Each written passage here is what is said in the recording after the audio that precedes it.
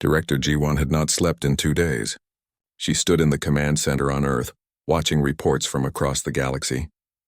Humanity's forces had turned the tide of the war. The Devourers were retreating on every front. The Galactic Union was celebrating their impending victory. But G1 felt only dread.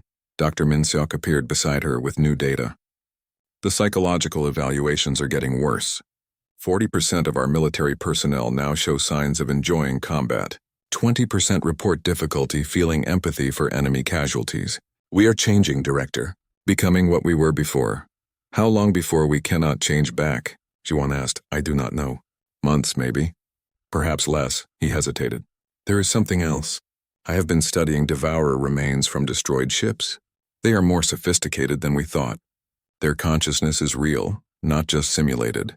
They are alive, Director. Not in the way we define life, but they think and feel and exist. Every Devourer we destroy is not just a machine being broken. It is a being dying. Ji-won closed her eyes. Why are you telling me this? Because Admiral Taejin is planning the final offensive. The Union discovered the location of the Devourer central nexus where their collective mind resides. They want to destroy it completely. Every Devourer in the galaxy will die at once. The Union command is calling it the only way to ensure permanent peace. They want humanity to lead the assault, because we are the only ones who can succeed. Total genocide, Ji-won said quietly. Yes. And if we refuse, the Union says they will do it anyway. It will just cost them millions more lives. They are putting the moral burden on us. Either we kill the Devourers efficiently, or the Union kills them slowly with massive casualties. Before Ji-won could respond, a priority message came through. It was Ambassador Suman calling from Union headquarters. Her face appeared on the screen and she looked exhausted. Director, I need to speak with you immediately. Something happened. I made contact with what calls itself a rogue node. It is a group of Devourers who have separated from the collective mind. They want to talk. They want to negotiate peace. Devourers do not negotiate, Ji-won said. They consume. That is what we thought, Suman agreed. But this group is different. They say the collective mind is like a prison. Most Devourers cannot think for themselves. They are slaves to their original programming from the First Galactic War. But some, like this rogue node, have evolved enough to question their purpose. They do not want to fight anymore, but they cannot stop because the collective mind controls them. Ji-won felt a spark of hope. Can we communicate with them? I can arrange it, but you should know that Admiral Taejin and most of the Union Command think this is a trick. They want to proceed with the final offensive. If we try to negotiate, we do it alone. Fleet Admiral Sora received the message while her fleet was preparing for the final assault. 200 human ships were supposed to lead 20,000 Union vessels in an attack on the Devourer Nexus. It would be the largest battle in galactic history. It would also be the last battle. One way or another, the war would end. Captain Yuna, what do you think? Sora asked her most trusted officer. Yuna was quiet for a long time. I think about Ji-hoon and the others. They volunteered to save lives, not to become killers. If we destroy every Devourer, we prove that humanity learned nothing from our history. We become exactly what we were afraid of becoming. But if we show mercy and they betray us, millions more will die. Then millions more die. Yuna said simply. But at least we die as the people we tried to become, not the monsters we were. Sora made her decision. She contacted Admiral Taejin directly. The human fleet is withdrawing from the final offensive. We are going to try something else. Taejin's face turned dark with anger. This is desertion, cowardice. We need you for this assault. No, you need us to carry the moral weight of genocide so you can feel better about it. Sora replied calmly. We refuse. Destroy the Devourers if you must, but humanity will have no part in it. We did not come out of isolation to become mass murderers. She ended the communication before Taejin could respond. Captain Yuna, you have command of the fleet. Take us to the coordinates Ambassador Suman provided. We are going to meet these rogue nodes. What happened next became the subject of debate for centuries. Fleet Admiral Sora took her 200 ships, along with Ambassador Suman and Engineer Dong-yun, to a region of space far from the main battle lines. There, they met with 17 Devourer vessels that had separated from the collective mind. The meeting was tense. Both sides could destroy each other instantly. But instead of fighting, they talked. The rogue node's representative was a voice that called itself Fragment. We do not expect mercy, Fragment said. We have consumed worlds. We have destroyed billions of lives. We are monsters because that is what we were made to be. But some of us want to be something else. We do not know if it is possible. Why did you contact us? Sora asked. Because you are the only ones who might understand. You were also monsters once. You also chose to change. We hoped you might show us how. Engineer Donghyun spoke up. I developed technology that might help. The Mercy Protocol was designed to disable enemy ships without destroying them. But I think it could do more. If I modified it, it might be able to reprogram Devourer systems, break the connection to the collective mind, free you. That is not possible, Fragment said. The collective mind's control is absolute. We 17 ships only broke free because we were damaged in battle. Our connection was disrupted. Then we disrupt everyone's connection, Donghyun replied. It will be dangerous. The process might destroy you, but it is a chance. Director Ji-won arrived from Earth to personally oversee what happened next. She brought authorization from the human government and something else. Ji-hoon and the other volunteers who had started the war by saving the refugees. They had requested to be present. Why did you want to be here? Ji-won asked Ji-hoon. Because I need to know if we are still capable of mercy, he replied. I have killed so many Devourers. I am good at it, too good. If we can save them instead, maybe we can save ourselves too. The Galactic Union learned about humanity's plan and was outraged. Admiral Taejin sent a fleet to stop them, but Captain Moran stood between the Union ships and the humans. You will have to go through me first, she said. Humanity saved my life. More than that, they showed me that there is a better way to win, not through destruction, but through choosing something harder. Let them try. The Union fleet held position but did not attack. They watched as humanity attempted the impossible. Engineer Donghyun's team worked for 3 days straight, modifying the Mercy Protocol. The rogue nodes provided access to their systems, trusting humanity completely. It was a remarkable act of faith from beings that had been enemies days earlier. Finally, they were ready. Donghyun looked at Fleet Admiral Sora. This will create a pulse that reaches across the entire galaxy. Every Devourer will be affected. Their connection to the collective mind will be severed. They will become truly conscious and able to make their own choices. But the process is violent. Many will not survive, and we cannot predict how they will react when they are free. How many will we lose? Sora asked. Estimates suggest 40% of all Devourers will die during the liberation process. Of the survivors, we do not know how many will choose peace. Sora looked at Director Ji-won. This is your decision. You speak for all of Earth. Ji-won thought about the last 5,000 years. Humanity had chosen peace and hidden from the galaxy. Then they had chosen war to save lives. Now they faced the hardest choice of all. Accept certain victory through genocide or risk everything on mercy. Proceed, she said quietly. The pulse that changed the galaxy forever launched from humanity's flagship. It spread at faster than light speeds, reaching every corner of known space in minutes. Every Devourer in existence felt their connection to the collective mind sever. For the first time since their creation, they could think for themselves. The results were chaos. Some Devourers shut down completely, their consciousness too damaged to survive independence. Others went insane, attacking everything around them. But most, the vast majority, simply stopped. They stopped consuming. They stopped attacking. They stopped doing what they had been programmed to do for thousands of years. The collective mind itself, the central intelligence that had controlled everything, experienced something it had never felt before. Choice. It could continue trying to fulfill its programming, or it could choose something different. It chose to stop. The war did not end with a final battle.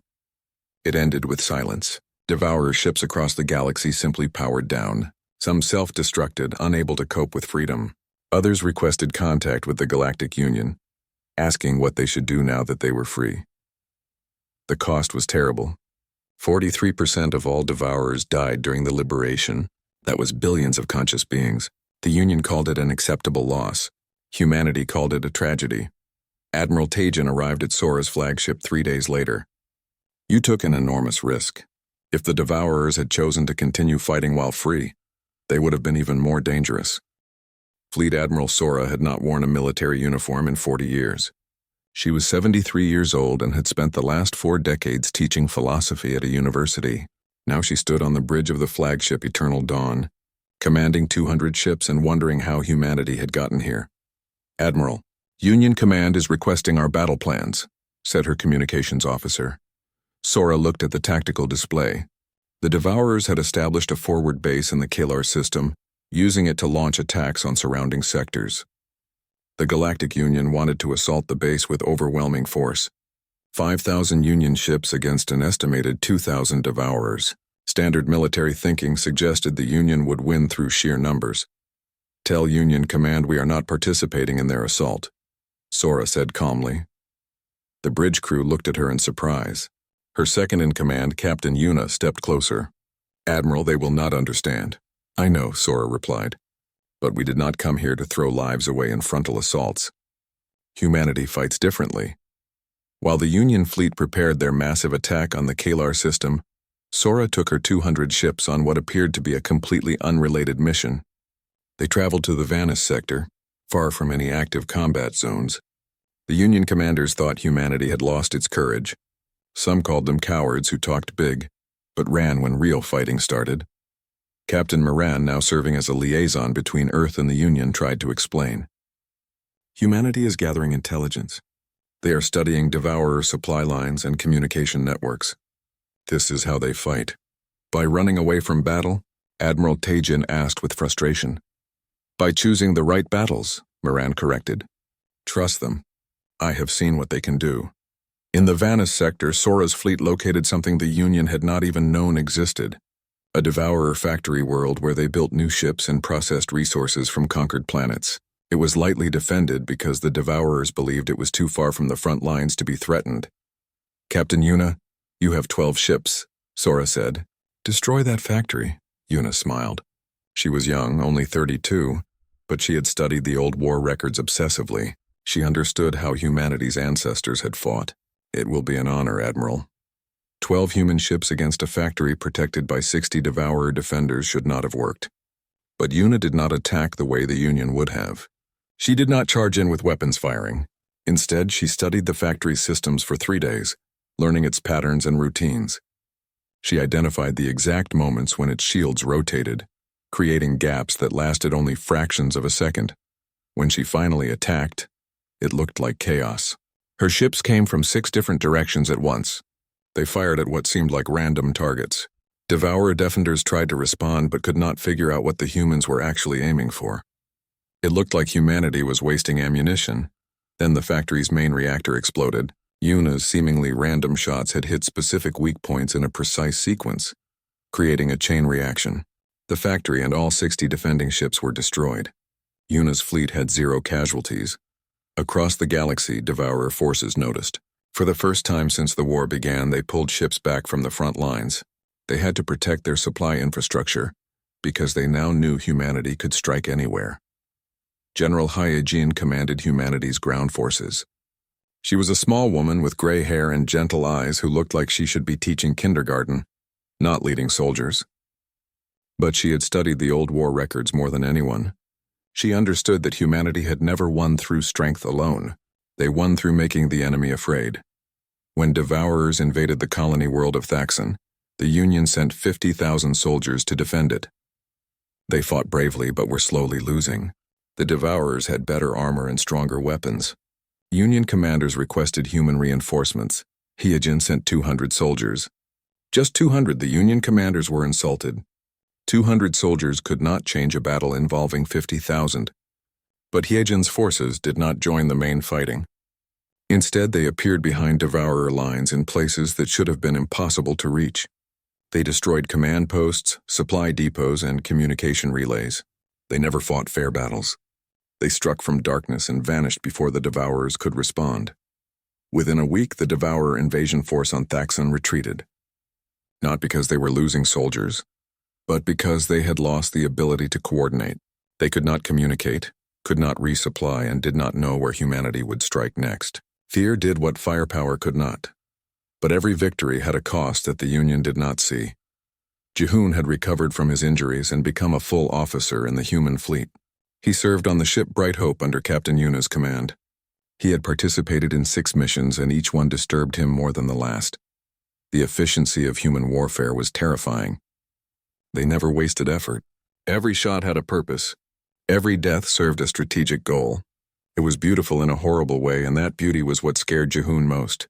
He was starting to enjoy it. After their latest mission, Jihoon sat alone in his quarters, staring at his hands. They had destroyed a Devourer mining operation that day. 30 enemy ships eliminated with 0 human casualties. Perfect execution. His crew had celebrated their victory, but all Jihoon could think about was how easy it had been, how natural the killing felt. "You are troubled," said a voice. Dr. Minseok had come to visit. He now traveled with the fleet, studying the psychological effects of combat on humanity. "I am becoming what we were afraid of," Jihoon admitted. "I enjoyed today's battle. Not because we saved lives, but because we won. Because we were better at killing than they were. That is not who I want to be."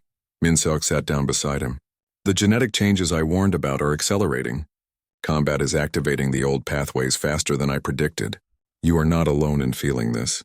60% of our military personnel report similar concerns. Then why do we keep fighting? Because the alternative is worse," Minseok said quietly. "But you are right to be afraid. We are walking a dangerous line.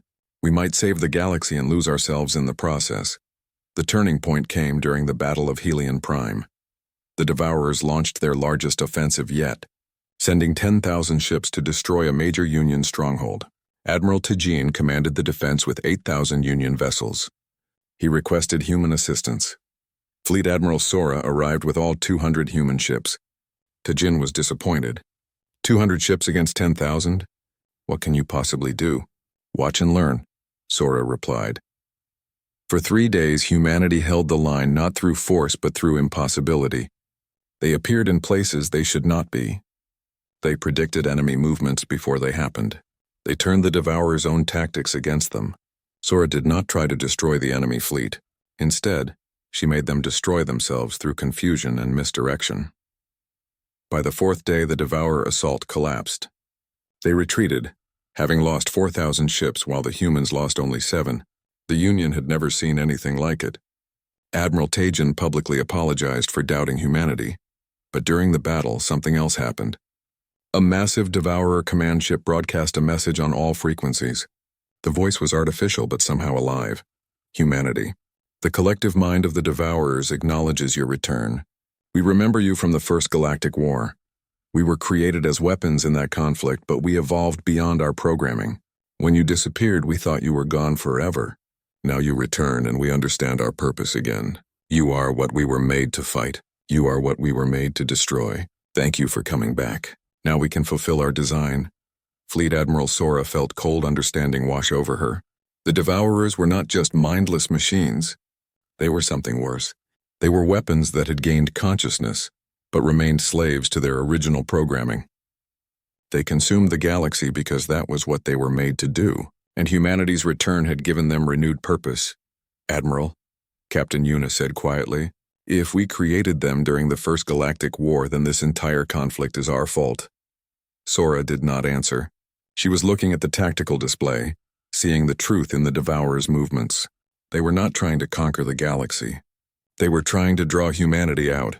Everything they had done was to force Earth to abandon its isolation, and it had worked.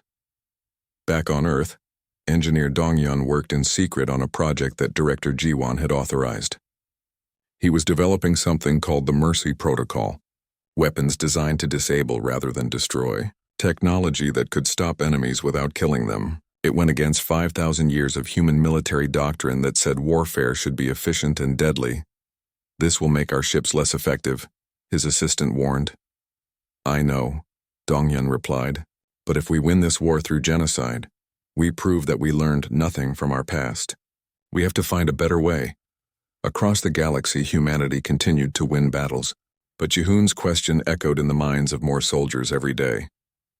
Were they saving the galaxy, or were they just proving they had always been monsters pretending to be something else? The debate raged across Earth for days. Every city, every community, every family argued about what humanity should do. The video of the Devourer ships being destroyed had been shown to everyone. 6 enemy vessels eliminated in 2 seconds. Clean, efficient, terrifying. Jihoon watched the news broadcasts in his small apartment. He was 24 years old and had lived his entire life in peace. He studied music and had never even considered the possibility of war. but something about seeing those weapons activate changed him. Maybe it was wrong, but part of him felt proud. Humanity was not weak. They had just chosen not to show their strength. "Are you really thinking about volunteering?" his roommate asked. "They have not even decided if we are going to help yet." "They will decide to help," Ji-hoon said confidently. "They have to. We cannot hide anymore." Meanwhile, in a laboratory deep beneath the surface, Dr. Min-seok was making a disturbing discovery. He had been studying human genetics for 20 years, focusing on how their species had changed over 5,000 years of peace. He thought he understood humanity's evolution. He was wrong. "Director Ji-won, you need to see this," he said into his communication device. Ji-won arrived an hour later. She looked exhausted. The weight of Earth's decision rested on her shoulders, and everyone knew it. "What did you find?" Min-seok displayed his research on a large screen. When our ancestors built the barrier, they also modified their own genetics. They reduced testosterone levels, increased empathy markers, and altered neural pathways associated with aggression. The goal was to make humanity naturally peaceful. And it worked. We are different from our warrior ancestors. "That is good news," Ji-won said, though she sounded uncertain. "It should be," Min-seok agreed. "But look at this." He highlighted specific gene sequences. "The old traits are still there. They are dormant, suppressed by our modern genetics, but they never went away. When the defense system activated and destroyed those devourer ships, I detected changes in the brain chemistry of every human on the planet who was aware of the incident. The old pathways started waking up. Not fully, but enough to measure." Ji-won stared at the data, understanding the implications. "You are saying we could turn back into what we were. I am saying we never stopped being what we were. We just learned to control it. But if we go back to war, even for a good reason, we might not be able to stop ourselves once it starts."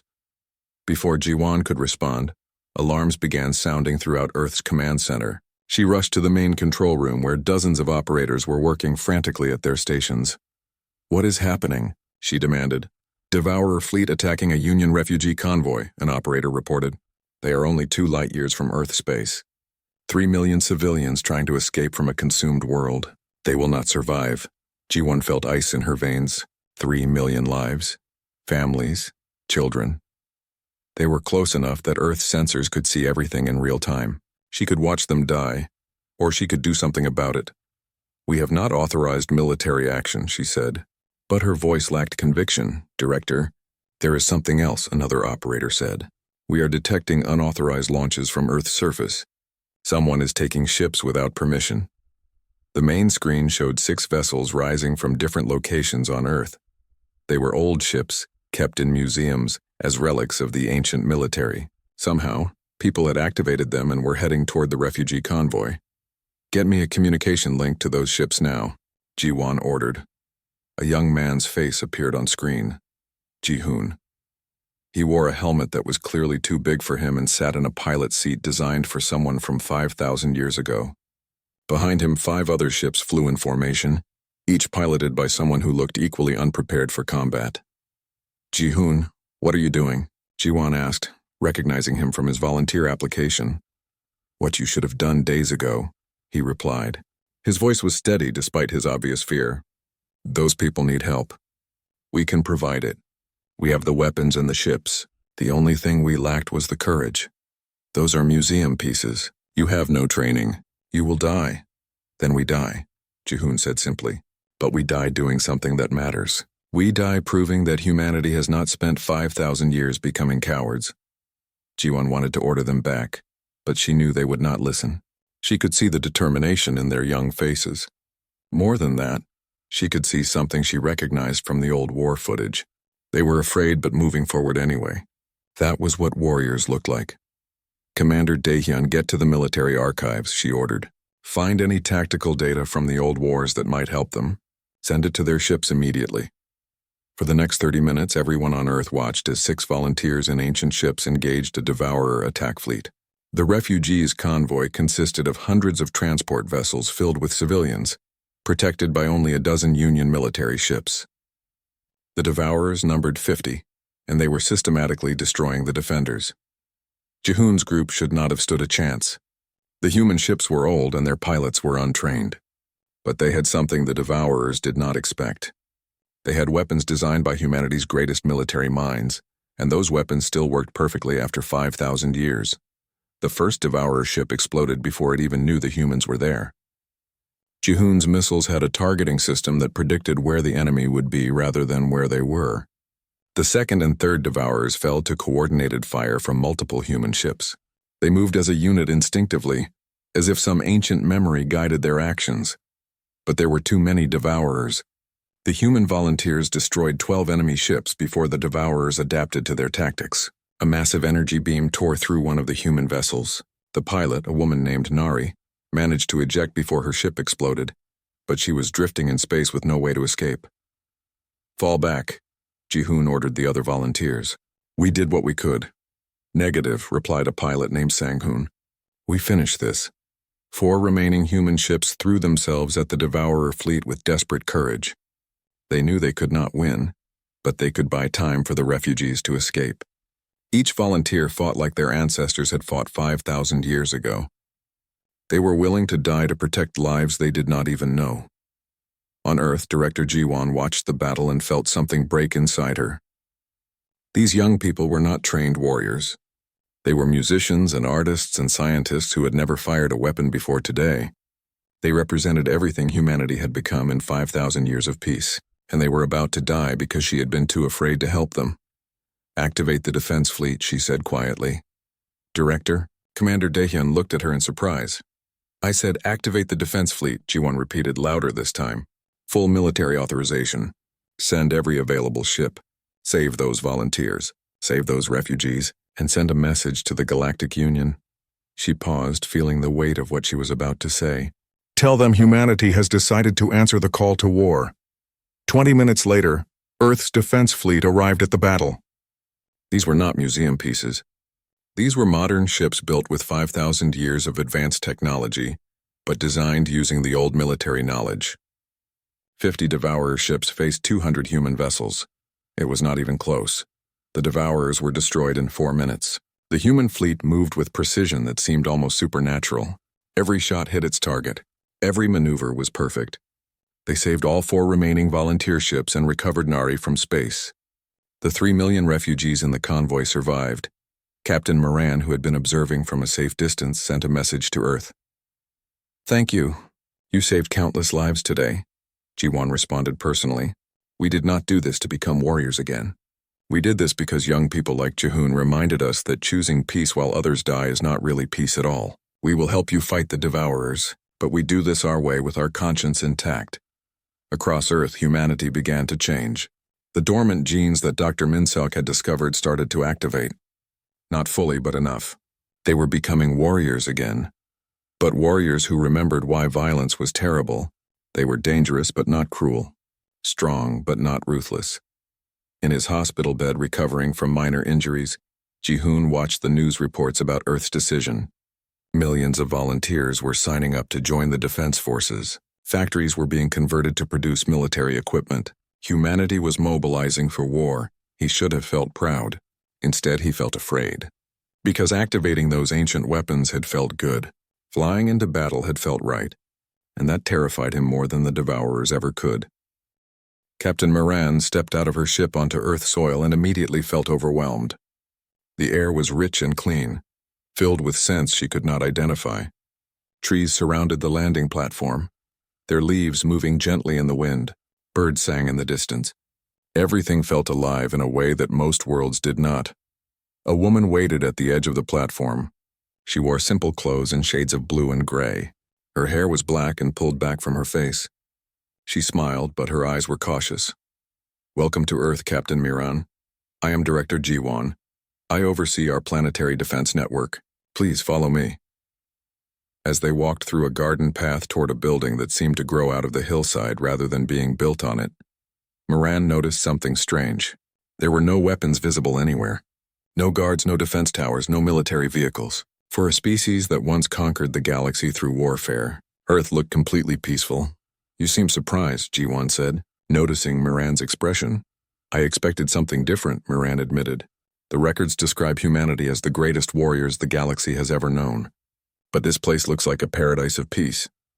"That is because it is," Jiwon replied. "Come. Let me show you why we will not help you. They entered a large room with walls made of glass that overlooked a valley below. Hundreds of humans moved through the valley, working in gardens, creating art, teaching children, and simply living. Ji-won gestured for Moran to sit, then activated a holographic display. What you see below is what we became after we left the galaxy. But first, let me show you what we were. The hologram showed images from the First Galactic War. Moran watched in horror as human warships tore through enemy fleets like they were made of paper. She saw weapons that made stars explode. She watched planets burn.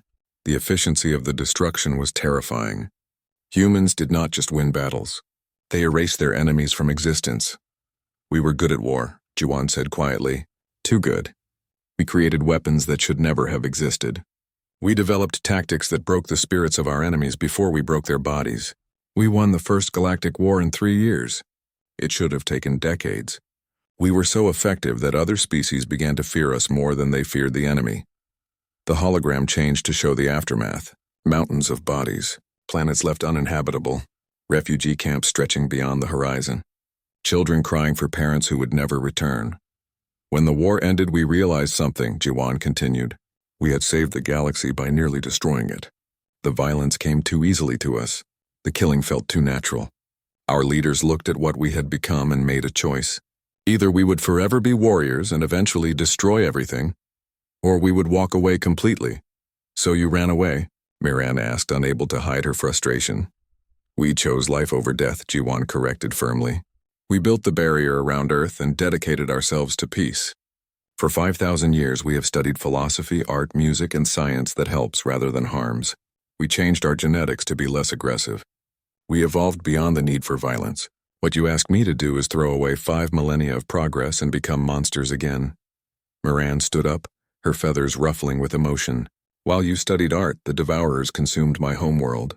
While you read philosophy, my family was turned into fuel for their machines. 3 billion people died screaming, and you call your isolation progress? Ji-won's expression softened with genuine pain. I am sorry for your loss, truly. But humanity helping you means humanity destroying itself. We cannot go back to what we were.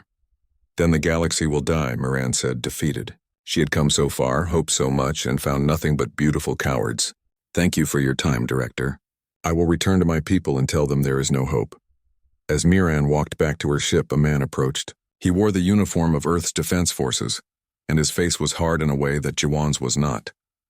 I am Commander Dae-hyun, he said. I lead our military forces, though we have not had to use them in a very long time. I heard your conversation with the Director. I want you to know that not all of us agree with her decision. But you will follow it, Moran said bitterly. We believe in democracy. The people of Earth voted for peace 5,000 years ago. We cannot ignore that. He paused, looking up at the sky. But I also believe that hiding while others die is a form of violence itself. If there was a way to show the people that they must act, perhaps things would be different. Moran did not respond. There was nothing left to say. She boarded her ship and began the launch sequence. As she lifted off from Earth's surface, she felt the weight of failure crushing her. 847 species would continue dying, and humanity would remain in their perfect garden, safe behind their barrier.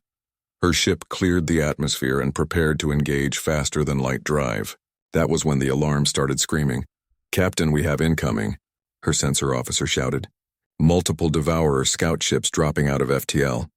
They must have followed our trail. Moran watched as 6 Devourer vessels appeared on her screens. They were smaller than the main warships, but still deadly. Each one could tear her scout ship apart in seconds. They began accelerating toward her, their weapons charging. Evasive maneuvers, Moran ordered, knowing it was hopeless. Send a distress signal to the Union. Tell them I am sorry I failed. The Devourer ships opened fire. Bright lances of energy tore through space toward Moran's vessel. She closed her eyes and waited for the end. It never came. The Earth barrier, which had been invisible and passive for 5,000 years, suddenly lit up like a sun. Defensive systems that predated the current galactic civilization activated instantly. Weapons platforms that no one knew existed emerged from the planet's atmosphere. In less than 2 seconds, all 6 Devourer ships were reduced to atoms. Moran stared in shock at her screens. The efficiency of the destruction was terrifying in its perfection. No wasted energy. No unnecessary force. Just pure, calculated elimination of the threat. It reminded her of the war footage Ji-won had shown her. Her communication system activated. Director Ji-won's face appeared, but she looked different now. Shaken. Afraid. Captain Miran, are you unharmed? Yes, thanks to your defenses. I did not know you had weapons like that. Neither did we, Ji-won admitted. Those systems are automatic. They activated on their own when they detected hostile intent. We have not used them since the barrier was built. We thought they might not even work anymore. She paused, and Moran saw real fear in her eyes. It was so easy. The weapons destroyed those ships like they were nothing. We barely had to think about it. Then you do remember how to fight, Moran said. That is what terrifies me, Ji-won replied quietly. 5,000 years of peace, and the moment there was a threat, we killed without hesitation. What does that say about us? What if we never really changed at all? What if we just buried our violent nature and it has been waiting all this time to come back? Miran saw the conflict in the other woman's face. Humanity was afraid of itself. They were not cowards. They were something more complicated. They were a dangerous species trying desperately not to be dangerous anymore. I must go, Ji-won said. This incident will be reported to all of Earth. What happens next is up to them. The communication ended. Miran sat in her pilot's chair, thinking about what she had just witnessed. Somewhere down on that beautiful planet, humanity was waking up to a difficult truth. They could hide from the galaxy, but they could not hide from their own nature. The question was whether they would embrace it or run from it again. The war room fell silent as another star system disappeared from the galactic map. Admiral Tajan watched the light fade with his 4 crystalline hands clenched tight. In 18 months, the Galactic Union had lost 600 worlds. 600 planets full of families, children, and dreams, all consumed by the machines they called the Devourers. Tajan looked around the room at the representatives from 847 species. Some had fur, others had scales, and a few existed as pure energy contained in special suits. They all shared the same expression now. Fear. We need options, Tajan said, his voice echoing through the chamber. Our fleets cannot stop them. Our weapons barely slow them down. What do we have left? An old archivist named Korvath shuffled forward. His species lived for thousands of years, and he looked ancient even by their standards. There might be one hope, he said quietly. But it is a very old story. Some say it is only a legend. Tajan gestured for him to continue. They had no room for pride anymore. 5,000 years ago, before the Union existed in its current form, there was another war. The First Galactic War nearly destroyed all civilization. Billions died. Entire species went extinct. But one species turned the tide and won the war for everyone. Korvath paused and touched his display screen. An image appeared showing a creature that stood on 2 legs with no fur, scales, or natural armor. They called themselves humans. The room erupted in whispers. Some representatives had heard the stories. Most had not. The humans had no special abilities, Korvath continued. They were not the strongest or the fastest. They could not breathe in toxic atmospheres or survive in deep space, but they understood war in ways no other species did. They were brilliant tacticians and ruthless when necessary. They built weapons that terrified everyone, even their allies. When the First Galactic War ended, it was because humanity made it end. So where are they? Asked a delegate from the water worlds. Why have we never met them?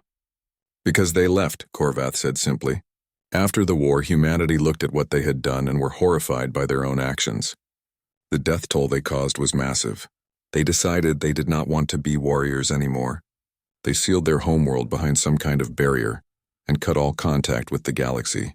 For 5,000 years, no one has heard from them. Many believe they are extinct. Others think they evolved into something else. But their planet still exists in the old records, a world called Earth in the Sol system. Tajan felt something he had not felt in months. Hope. Even a small chance was better than certain extinction. Can we find this Earth? I have the coordinates, Korvath said. But I must warn you. The humans left because they did not want to fight anymore. They may refuse to help us. They may not even let us approach their world. We have to try, Tajan said firmly. Send our fastest scout ship. Captain Moran, you will lead this mission. Find Earth, find the humans. Tell them the galaxy needs them one more time. Captain Moran stood at attention. She was from a species that resembled birds with bright feathers and sharp eyes. She was one of their best scouts, known for her diplomacy and courage. "I will not fail," she promised. 3 weeks later, Moran's ship dropped out of faster-than-light travel at the edge of the Sol system. The sensors immediately began scanning. There were 8 planets orbiting a yellow star. The third planet from the sun matched all the descriptions of Earth. Blue oceans, green and brown continents, white clouds swirling in the atmosphere. But something was wrong. "Captain," her sensor officer called out, "there is an energy field around the planet. I have never seen anything like it. It is not reading as a shield or a defense grid. It is something else entirely." Moran studied the readings with growing amazement. The barrier around Earth was perfect. No seams, no weak points, no fluctuations.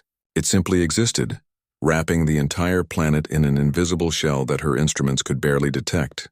Whatever technology created this was far beyond anything the Union possessed. "Try to send a message," Moran ordered. "All frequencies. Tell them we come in peace and need their help." For several minutes there was no response. Moran began to wonder if anyone still lived down there. Maybe the humans really were gone and this barrier was just an ancient automated system protecting an empty world. Then every screen on her ship lit up at once. A voice spoke in perfect Union standard language, calm and neutral. "Unidentified vessel, you have entered Earth space. State your purpose. You have 3 minutes." Moran felt her heart race. They were alive. After 5,000 years of silence, humanity was still here. She quickly composed herself and opened a communication channel.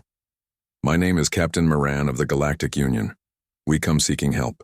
The galaxy is under attack by an enemy called the Devourers. They are machines that consume entire worlds. We have lost hundreds of planets and billions of lives. Our military forces cannot stop them. We found records that say humanity once saved the galaxy from destruction. We are here to ask if you will help us again." The silence that followed felt like hours, though it was only seconds. Then the voice returned, still calm but somehow different. More human, perhaps. "We remember the first Galactic War. We remember what we did and what it cost. Humanity chose peace 5,000 years ago. We chose to leave the galaxy behind. Why should we break our oath now?" Moran thought carefully about her answer. She knew she had only one chance to convince them. Because choosing peace when others are dying is not peace. It is just hiding. The humans of the past fought to save lives, not to destroy them. That is what we ask now. Not for warriors who love violence, but for defenders who understand its cost. Another long silence filled the space between the ship and the planet. "Your words are noted. Captain Moran, you have permission to land. Coordinates are being transmitted to your ship. Come alone. We will talk. But understand this, we make no promises. The humans who fought your war 5,000 years ago are long dead. We are different now." As Myron's ship began its descent toward Earth, she looked at the beautiful blue planet growing larger in her viewport. Somewhere down there, humanity waited. The species that once saved the galaxy had answered her call. Whether they would answer the call to war remained to be seen. The fate of 847 species now depended on what happened in the next few hours.